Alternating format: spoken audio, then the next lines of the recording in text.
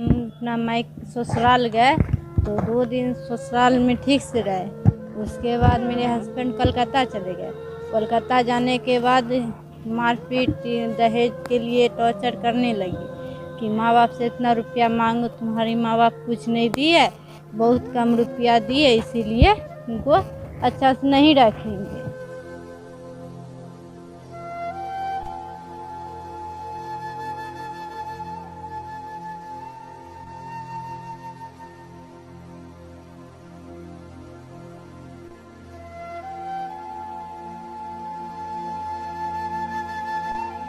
कहते हैं 7 फेरों का बंधन जन्म जन्मांतर का बंधन होता है, लेकिन जब अपने ही पति की बेवफाई निकल जाए तो फिर एक औरत के लिए जिंदगी नर्क से भी बदतर हो जाती है। जी हाँ, ऐसे ही मामला बेगूसराय में सामने आ रहा है, जब बड़ी नौकरी का झांसा देकर एक युवक ने लड़की से शादी की, लेकिन बाद में दहेज के लिए प्रताड़ित करने लगे।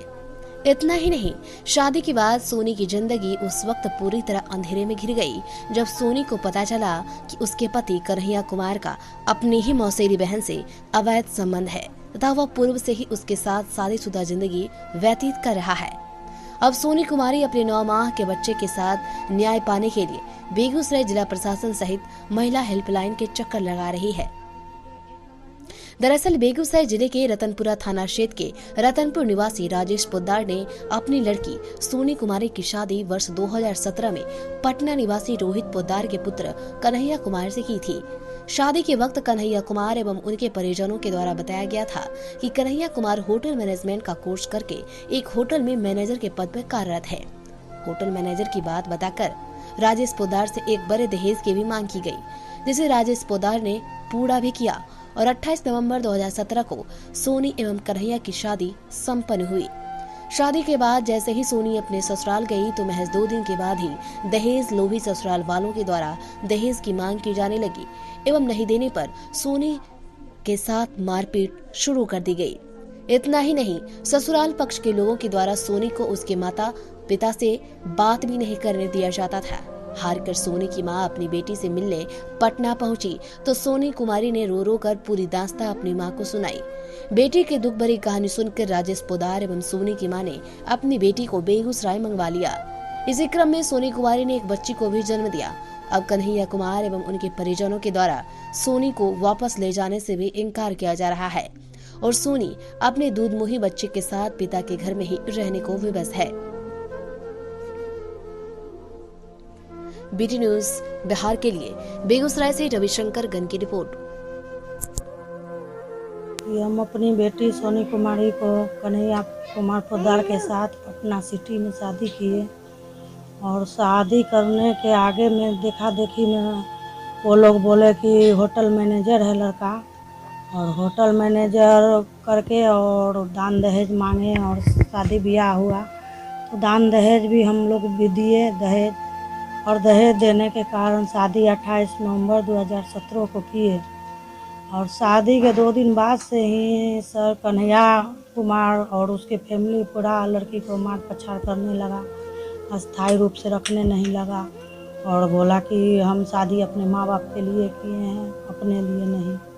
और उसके साथ लड़की को ना मायके वाला को आने जाने देता है, न कोई रिश्तेदार संबंधी को आने जाने देता है, न मोबाइल देता है, न कुछ हाल समाचार पूछने देता है और उसके साथ लड़की को अत्याचार करता है, दान दहेज के मांग करता है और नहीं दान दहेज लाओगी तो तुमको हम साथ नहीं रखेंगे। कभी साथ नहीं रखा लड़की को, अपने कलकत्ता रहता है, लड़की को पटना में रखता है और इसके बाद ही लड़की एक जन्म ली और जन्म लेने के पश्चात लड़की को उस बाप अभी तक मुँह नहीं देखा है और 6 दिन के ही लड़की 7वें दिन में ही यहाँ बेगूसराय लाए हैं। बेगूसराय से 8-9 महीना होने जा रहा है, लेकिन वो लोग को कोई रिस्पांस नहीं है बच्ची के ऊपर और कोई न फोन करता है न कुछ करता है। जब लड़की फ़ोन करती हो तो गाली गलौज से उसका परिवार और लड़के बात करता है कि लड़का इस लड़की पर ध्यान नहीं देती है और उसकी जो अपनी सगी मौसेरी बहन है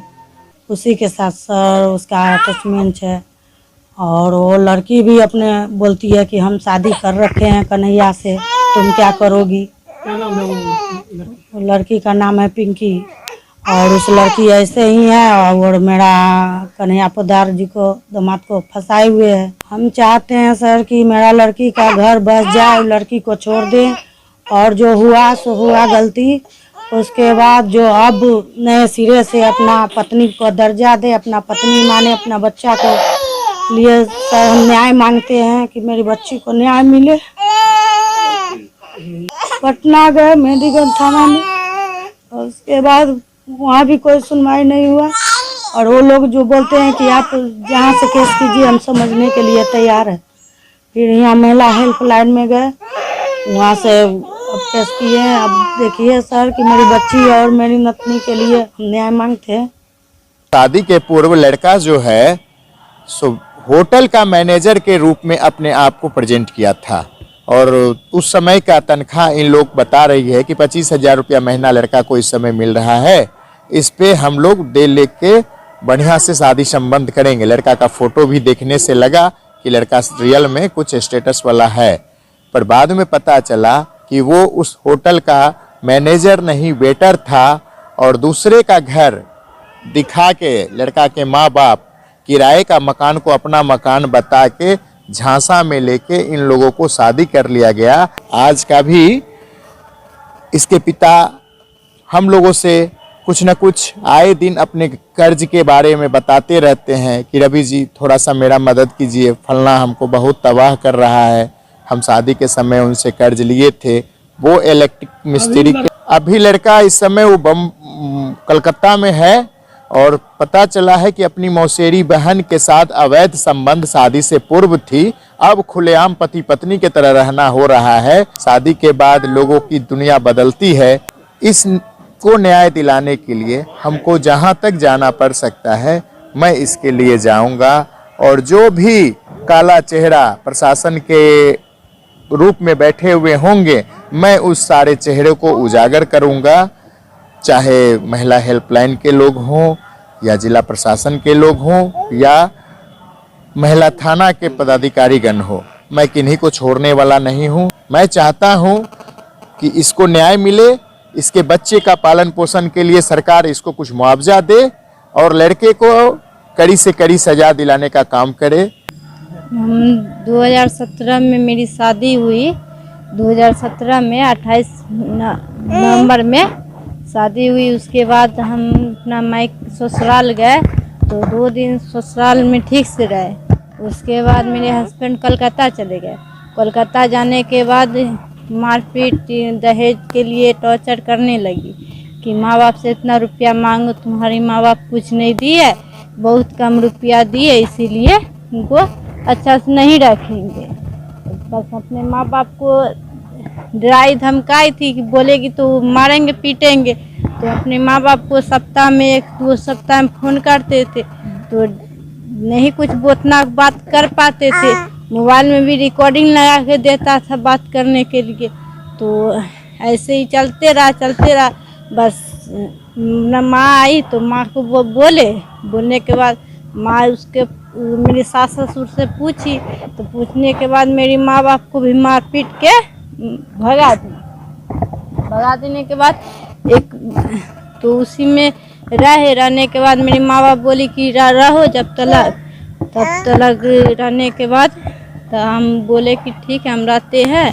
उसके बाद रहे तो बच्ची हुई, बच्ची के सब बच्ची हुई तो मेरा पति आए नहीं आए तो हम पूछे कि क्यों नहीं आए तो बोलते हैं कि हम तुमको न पसंद नहीं करते हैं, ये नहीं करते हैं, हम अपने माँ बाप के लिए शादी किए हैं, हम अपने लिए शादी नहीं की। यह एक दुखद घटना है। समाज में इस तरह की घटना नहीं होनी चाहिए। एक बच्ची शादी विवाह करके अपने ससुराल जाती है और जीवन के सुनहरे सपने को लेकर, लेकिन आजकल समाज की इसको कुरीति ही कहिए कि इस तरह की घटनाएं हो जाती है।